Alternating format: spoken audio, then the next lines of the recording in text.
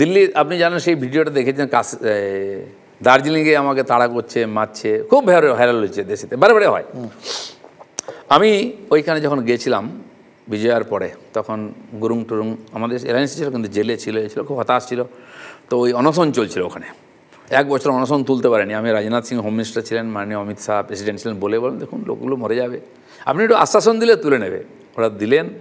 Election কী বলে পুজোর আগে অনশন তুললো, হয়তো জানেন না অনেকে ঘটনাটা।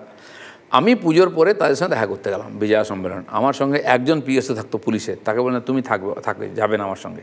আমি এমনি দেখা করতে যাচ্ছি, কিন্তু হলে গিয়ে রাজনীতি। তখন বিনয় তামাং এরা তখন আলাদা গ্রুপ হয়ে গেছে, তারা লোক লাগিয়ে আমাকে মারার জন্য দৌড় করালো, আমার সঙ্গীদের মারলো, সব দেখেছি আমরা। আমি চলে এলাম চুপচাপ, চলে এলাম মানে ওই দিন রাত্রেবেলা আবার ওখানে লাল চকে বসে গল্প করেছি, চা খেয়েছি। যারা ওই সময় মিডিয়ার লোক ছিলেন তাদের সঙ্গে আড্ডা মেরেছি রাত 10টায়। আর সেখানকার যিনি পুলিশ কমিশনার তিনি 14 জন বডিগার্ড নিয়ে ঘুরছিলেন, দিলীপ ঘোষ একা ওখানে দাঁড়িয়ে চা খাচ্ছিল।